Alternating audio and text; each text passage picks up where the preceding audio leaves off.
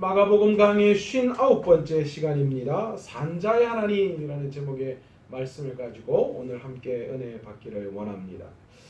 예수님께서 예루살렘에 입성을 하시고 난 다음에 성전을 정화하시는 과정에서 당시 성전을 주관하고 있었던 대제사장과 서기관들 그리고 장로들은 예수님에 대한 이 상당한 반감을 가지고 있었습니다.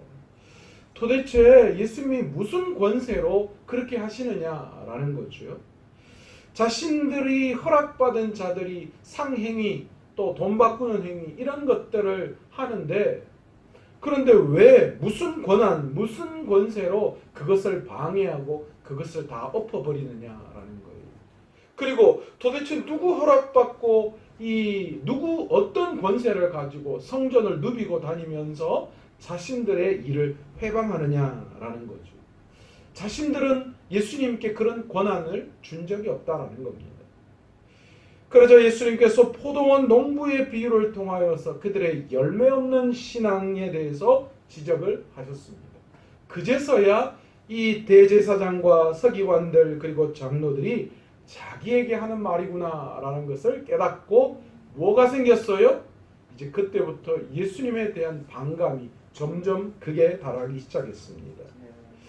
바로 그때 대제사장과 서기관들 그리고 장로들은 예수님을 잡아서 잡기 위해서 모함을 꾀하기 시작했습니다.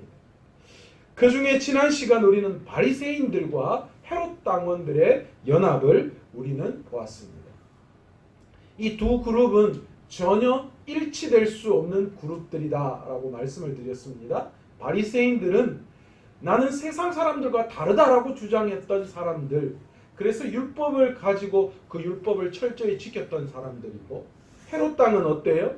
지금으로 말하면 우리 일제치하에 그냥 일본 사람들의 앞잡이 노릇을 했던 그런 역할을 감당했던 사람들이라는 거죠. 그러니까 결코 두 그룹들은 연합할 수 없는 그런 사람들이었지만 서로의 이익, 무슨 이익이에요? 예수님을 잡아 죽여야 되겠다라는 그런 이익을 위해서 공공의 적으로 등장한 예수님을 이번에 연합해서 공격을 하고 있습니다.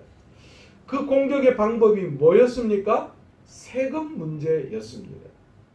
바리새인들과 헤롯 당원들은 예수님을 함정에 빠뜨리고 그리고 마치 로마 제국의 이 반역을 꾀하는 정치적인 선동가로 그렇게 몰아붙이려고 했어요.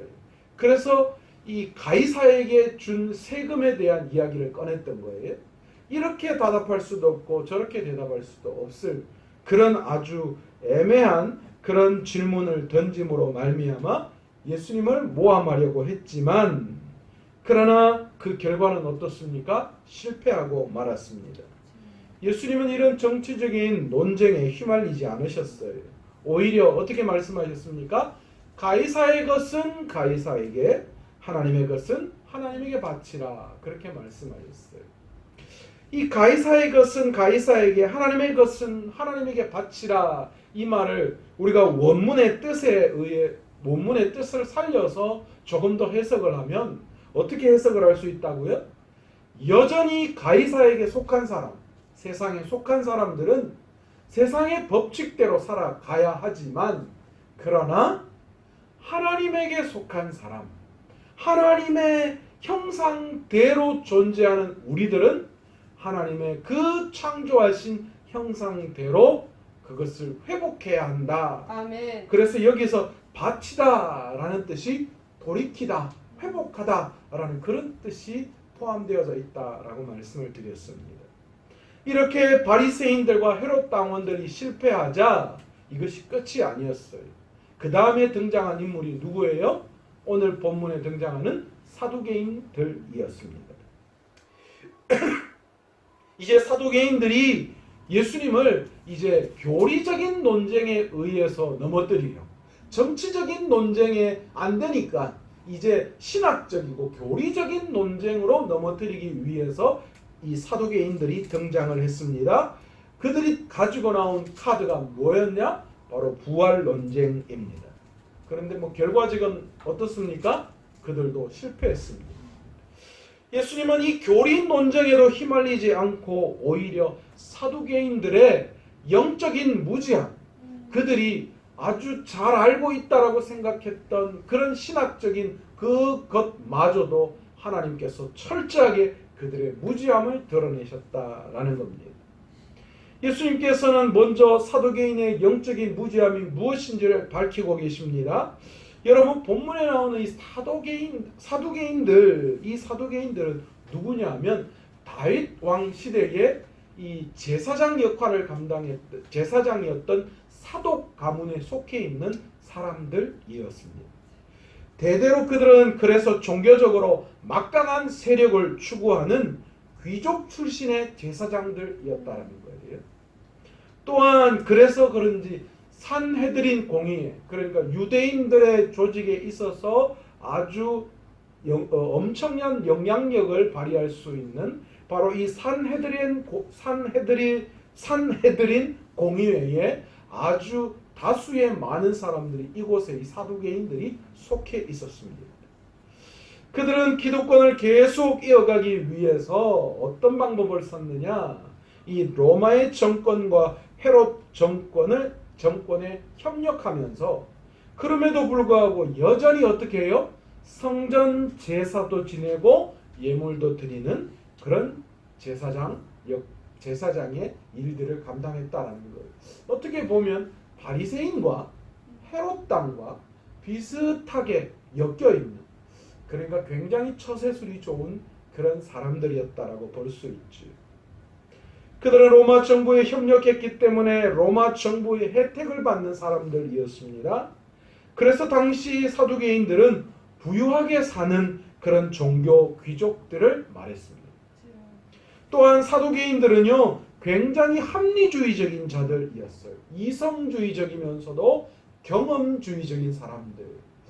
오늘날로 이야기하자면 굉장히 똑똑한 사람들, 그리고 아주 과학적이고 또 논리적이고 합리적인 사람들, 이게 헬라 문화의 영향을 받았기 때문에 이 사람들이 그랬던 거예요. 그래서 비성경적인 이런 것들은 그들은 믿지 않았던 거예요. 오늘날로 이야기하면 어떤 사람들이냐? 그러니까 성경에도 초자연적인 어떤 현상들을 부정하는 사람들. 이게 오늘날로 말하면 이 자유주의 신학자들이에요. 그래서 이 어떤 요즘 신학자들은요, 세상의 논리로 성경을 바라보면서 그것이 해석되어지지 않거나 비과학적이고 초자연적인 이야기들은 성경의 내용을 신화적인 것으로 여겨버리고 그것에 대해서 받아들이지 않습니다. 그리고 아주 논리적이고 과학적이고 이성적인 부분만을 받아들이는 그런 신학 사상을 가진 사람들이 있다는 거예요. 그게 요즘 이야기하는 자유주의 신학이에요. 요즘 이런 분들이 너무 많아요. 그러니까 이성이 발달되고 과학이 발달되니까 성경 안에서 성령님이 행하시는 초자연적인 것들에 대한 것들은 인정하지 않는 거죠. 당시 바리새인들이 그랬다라는 거예요. 그리고 사두개인들이 그랬다라는 거예요. 그리고 이 사두개인들은요, 성경 중에서 모세 오경만을 받아들였습니다. 뭐 선지서나 또 예언서나 역사서나 이런 부분들 여러 가지 성경들이 있지만 그들은 오직 모세 오경 그것만을 철저히 신봉했던 자들이 사두개인들입니다. 특히 사두개인들은요, 부활을 믿지 않았어요. 상대적으로 바리새인들은 부활을 믿었습니다. 당시 굉장히 많은 유대인들 그리고 바리새인들이 부활을 믿었지만 이 사두개인들은 합리적이고 이성적이기 때문에 아니 어떻게 부활이 있을 수 있느냐, 이건 있을 수 없다. 그래서 그들은 부활을 받아들이지 않았습니다. 그리고 모세 오경에 보면 부활에 대한 이야기가 없다는 거예요.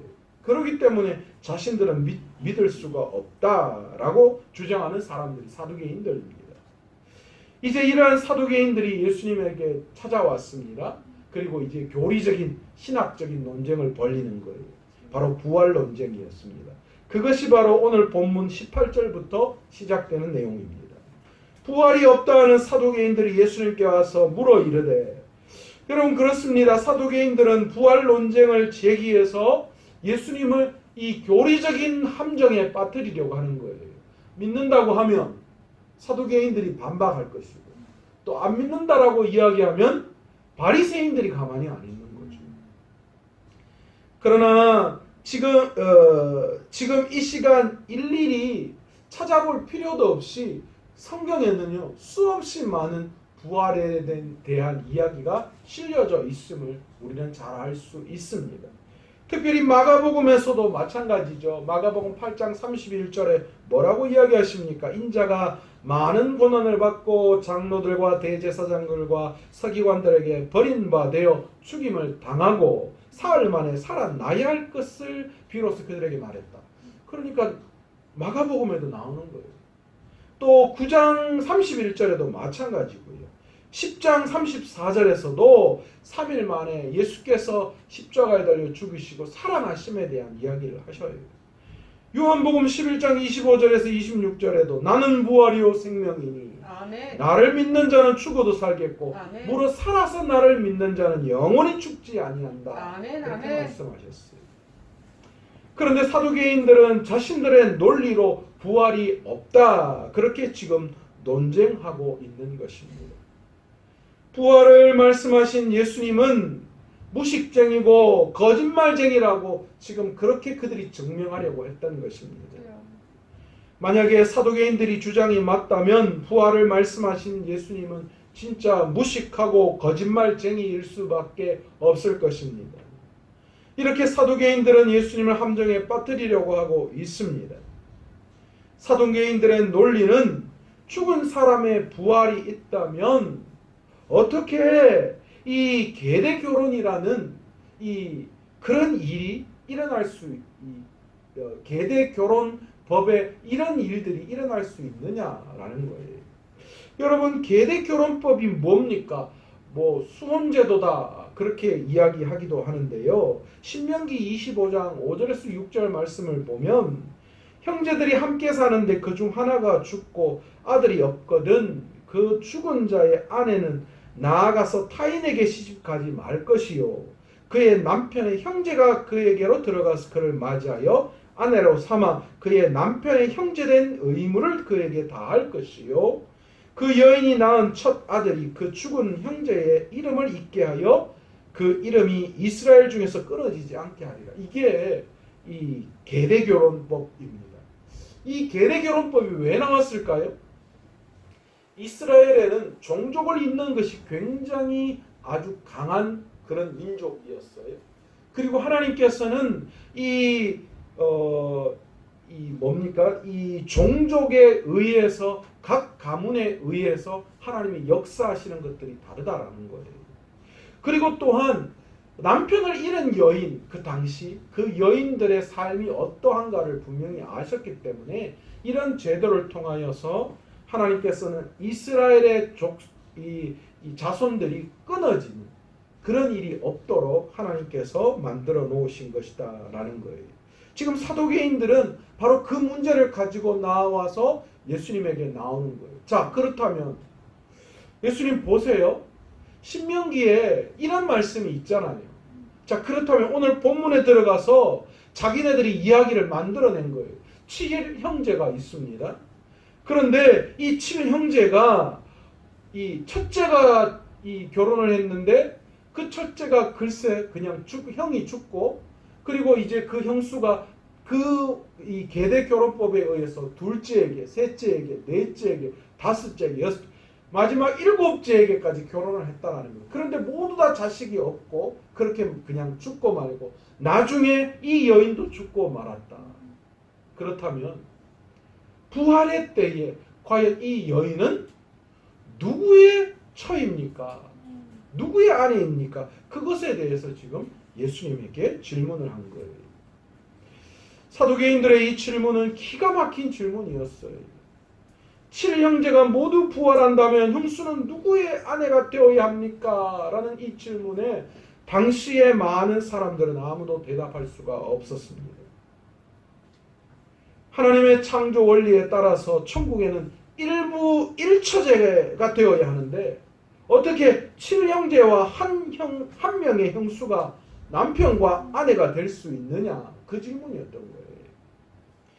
이 질문은 예수님이 아니고서는 아무도 대답할 수 없는 완벽한 함정에 빠질 수 있는 질문이었습니다.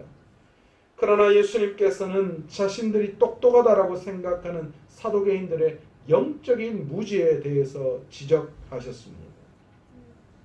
바로 그 내용이 24절에서 27절에 이어지는 말씀입니다. 여러분, 천국에는 어떻다는 거예요? 장가도 가지 않고 시집도 가지 않는다라는 거예요. 천국에는 천사와 같이 되는 건데 그것도 모르고 지금 부활을 주장하는 사두개인들의 어리석은 것에 대해서 지금 예수님께서 지적하시고 계십니다. 여러분, 그렇지 않습니까? 천국은 여러분 결혼 제도, 형제 자매 이런 개념이 없는 거예요. 사실 그렇죠. 천국에 가서 아버지와 아들, 가족의 관계, 여러분 이게 성립할까요? 성경은 어떻게 보면 그냥 이 땅에서 당신과 내가 아버지와 아들의 관계였구나, 형제지간이었구나, 이런 것을 인식할 수는 있겠지만 그러나 그런 제도 자체가 없어요. 천국은 무슨 관계만 있어요? 예수 그리스도와 신랑과 신부의 관계만 존재하는 것이기 때문에 아멘. 지금 이 사두개인들은 그런 천국에 대해서 전혀, 부활에 대해서 전혀 알지 못하고 그 부분에 대한 이야기를 하고 있다라고 예수님께서 말씀하시면서 그들의 무식에 대한, 영적 무식에 대한 것을 먼저 지적하셨습니다. 그리고 또 한 가지를 말씀하셨죠. 모세 오경만 믿는 그들에게 여전히 하나님께서는 모세 오경 중에서도 뭐 하셨다라는 거예요? 하나님께서 부활에 대한 이야기를 하셨다 말씀하시는 거예요. 그 예로 들은 것이 무엇입니까? 출애굽기 3장 6절의 말씀이었어요. 바로 가시떨기나무 사건에 나오는 내용입니다. 또 이르시되 나는 내 조상의 하나님이니 아브라함의 하나님, 이삭의 하나님, 야곱의 하나님이라. 모세가 하나님을 배웠기를 두려워하여 얼굴을 가리매. 여러분, 모세는 불붙는 가시떨기나무에 나아갔을 때에 하나님이 모세에게 말씀하신 내용입니다. 나는 아브라함의 하나님, 이삭의 하나님, 야곱의 하나님이라 그때 말씀하셨어요. 그런데 이때의 이 시제를 보면, 성경의 시제를 보면 이때 과거형으로 말씀하신 것이 아니라 현재형으로 말씀하고 계시다는 거예요. 여러분, 이미 아브라함과 이삭과 야곱은 어떻게 됐어요? 다 죽고 없는 그 시대인데, 그런데 지금 하나님께서 현재형을 사용하고 계시다라는 거예요. 하나님은 모세에게 아브라함과 이삭과 야곱이 살아있음을 시사하는 내용임을 말씀하고 계시는 거예요. 하나님은 결코 죽은 자의 하나님이 아니시고 산 자의 하나님이시다라는 것을 말씀하고 계십니다. 이것을 통하여서 분명히 모세 오경에도 부활이 있음을 말씀하고 계심을 예수님께서 그 사두개인들에게 지적하고 있는 거예요. 이것을 통해서 사두개인들은 너무너무 창피했을 것입니다. 자신들이 신봉하고 있는 모세 오경을 너무나 잘 알고 자신이 너무나도 똑똑하다고 생각했는데 예수님 앞에서 자신들의 무지와 교만이 드러났기 때문입니다. 그래서 자신들을 마치 지성세대의 아이콘이요, 잘나가고 똑똑한 사람이라고 생각했는데 예수님 앞에서 그들의 모든 무지함과 무식함과 오만함과 교만함이 그대로 드러나고 말았던 것입니다. 여러분, 오늘 이 시간 저와 여러분의 삶 속에 이런 생각이 있지는 않으십니까? 세상이 발달하고 지식이 높아지니까 인간들이 얼마나 교만한지 몰라요. 그래서 우리가 알 수 있는 지식의 방법 이상에 존재하시는 하나님을 얼마나 많이 함부로 이야기하는지 몰라요. 그러나 우리 하나님은 우리의 인식의 방법 너머에 계시는 분이신 줄로 믿습니다. 아멘. 우리가 아무리 하나님을 안다 하더라도 하나님은 하나님이 계시해 주신 그만큼 밖에 우리는 알 수가 없는 거예요. 그런데 우리는 자꾸만 하나님에 대해서 다 아는 것처럼, 그리고 하나님에 대해서 답답하게 여기는 사람들이 참 많이 있다라는 거예요. 사두개인들은 사후에도 현실과 동일한 결혼 생활이 있을 것으로 생각했습니다. 그러나 아니지. 예수님은 사두개인들에게 사후에는 현세와 같은 결혼 생활이 없음을 분명히 가르쳐 주셨습니다. 부활한 자는 하늘에 있는 천사들과 같다, 그렇게 말씀하시고, 또한 예수님은 모세오경도 분명히 죽은 자의 부활에 대해서 언급하고 있음을 말씀하면서 그들이 믿고 있는 모세오경 중에서 부활에 대한 이야기를 지적하시면서 너희의 사두개인들의 영적인 무지를 말씀하셨다라는 거예요. 여러분, 인생은 죽어서 모두 끝나는 그런 허무한 존재가 결코 아닙니다. 사람은 한 번 육체가 죽지만 안 죽는 사람 없죠. 그러나 모두가 다 한 번 죽음을 육체의 죽음을 맞이하지만 이후에는 영원한 부활의 세계가 우리에게 존재하고 있음을 우리는 알아야 합니다. 아멘. 지난주입니까? 우리 이설매 집사님 데리러 가는데 이설매 집사님이 이런 이야기를 하시다가 자기는 화장하는 거 별로 안 좋아한다고 그런 이야기를 하시더라고요. 그래서 그럴 수 있죠. 이렇게 옛날 과거의 그리스도인들은 육체를 입고 부활한다라는 그 말 때문에 화장을 하면 내 육신이 없어지니까 그러니까 화장을 싫어했다, 그런 말씀을 드린 적이 있습니다. 여러분, 우리의 육체는 흙으로 하나님이 만드셨어요. 그래서 우리는 흙으로 돌아가는 게 맞아요. 그러나 하나님이 우리에게 부어주신 영혼, 그것은 영원히 하나님과 함께하는 줄 믿습니다. 아멘. 하나님이 살리실 때 우리 육체 이거 어디서 어떻게든 하나님이 못 만들어 놓으시겠어요. 여러분, 우리의 육체는 이렇게 죽음을 맞이하지만 그러나 육체의 죽음 이후에 우리는 하나님 앞에 심판대 앞에 반드시 우리가 서게 되는 것을 우리는 깨달을 수 있어야 합니다. 아멘. 그러기에 오늘도 하나님이 주시는 영원한 부활의 소망을 가지고 어리석은 자들처럼 부활이 없다 주장하고 우리의 인식 속에 부활을 넣어버리려고 이해하려고 하지 말고 온전히 하나님의 지혜를 가지고 성령님의 능력을 가지고 영원한 부활의 그 세계, 그 세계를 추구하며 오늘도 믿음으로 달려갈 수 있는 저와 여러분 되시기를 간절히 축원합니다. 오늘 이 시간 말씀을 생각하시면서 기도할 때 주님, 그렇습니다. 유한하기 짝이 없는 우리의 어리석은 지혜, 그것만 믿고 나아가는 우리들이 아니라 영원한 하나님의 그 성령의 능력으로 하나님의 지혜를 얻어서 오늘도 육신에 얽매여 살아가는 저희들이 아니라 이제 육신이 끝이 나면 영원히 하나님 앞에 심판대 앞에 서게 될 그 부활의 영원한 세계를 꿈꾸며 나아갈 수 있는 저희들 될 수 있도록 해달라고 주여 한번 간절히 부르짖으며 기도합니다. 주여 아버지 하나님 감사합니다.